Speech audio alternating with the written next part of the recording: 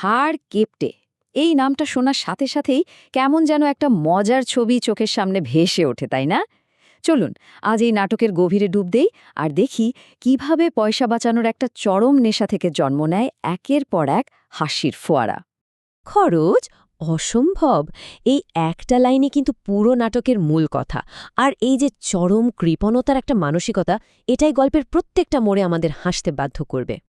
তো এই যে এত হাসির গল্প, এর পেছনের কারিগর কারা?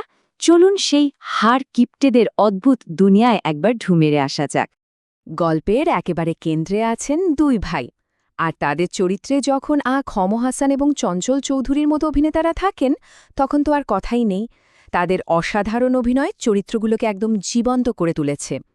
আর এই দুজনের জীবনের একটাই দর্শন, যে কোনো উপায়ে টাকা বাঁচানো। মানে তাদের প্রতিদিনের জীবনটাই যেন পয়সা বাঁচানোর একটা বিশাল মিশন। একবার ভাবুন তো, এক ফোঁটা রান্নার তেল বাঁচানো থেকে শুরু করে বাড়িতে অতিথি এলে তাকে কিভাবে তাড়ানো যায়, কোনো কিছুই তাদের এই কিপটেমির জাল থেকে ছাড়া পায় না। আচ্ছা, এবার তাহলে দেখা যাক তাদের এই টাকা বাঁচানোর ফিলসফি বাস্তবে কি অদ্ভুত আর মজার কাণ্ডকারখানা ঘটায়। নাটকের হাসির একটা বড় কারণ হল তেল। হ্যাঁ, একদমই সাধারণ রান্নার তেল। এই তেল বাঁচানোর জন্য তাদের যে চেষ্টা, সেটা দেখলে যে কারো মনে হবে এটা যেন দেশের কোনো জাতীয় সমস্যা। বুদ্ধি দিয়ে রান্না করতে হবে, এটাই হলো তাদের মূল মন্ত্র। কিন্তু মজার ব্যাপার হলো, তাদের এই তথাকথিত বুদ্ধি ব্যবহার করতে গিয়েই রান্নার অবস্থা একদম 12টা বেজে যায়, আর সেখান থেকেই তৈরি হয় হাসির রোল। ওদের বাড়িতে অতিথি আসা মানে কিন্তু কোনো উৎসব না, রীতিমতো একটা জরুরি অবস্থা। কারণ কি? কারণ অতিথি আসা মানেই খরচ, আর খরচ মানেই তো সর্বনাশ। তাদের কাছে অতিথি আপ্যায়নের একটাই লক্ষ্য, আপ্যায়ন করা নয়, বিদায় করা।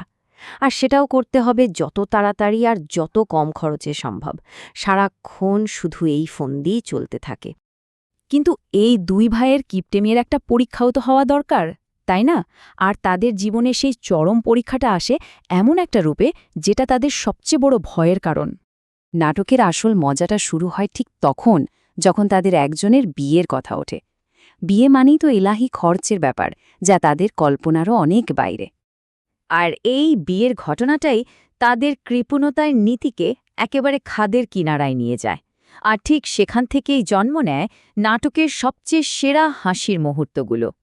একবার পাশাপাশি দেখুন, একদিকে একটা সাধারণ বিয়ের আয়োজন, আর অন্যদিকে হাড় কিপ্টেদের জিরো বাজেট বিয়ে, যেখানে অতিথিকে আপ্যায়নের বদলে এড়িয়ে যাওয়া হয়, নতুন পোশাকের বদলে পুরনোটাকেই চালিয়ে দেওয়া হয়। মানে তাদের পুরো পরিকল্পনাটাই যেন একটা কমেডি চিত্রনাট্য।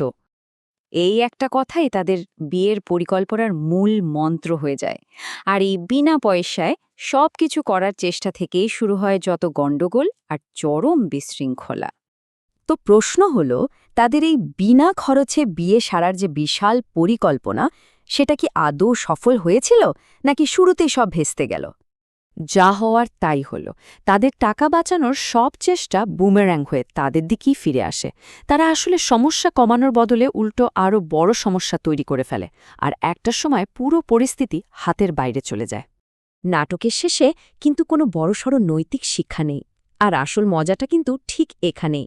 এই চরিত্রগুলো আসলে কখনোই বদলায় না। তারা নিজেদের তৈরি করা কৃপণতার জগতেই চিরকাল আটকে থাকে, আর তাই তো একই ভুলের পুনরাবৃত্তি করে আমাদের বারবার হাসাতে থাকে। আর এখানেই নাটকটা আমাদের সামনে একটা দারুণ প্রশ্ন রেখে যায়।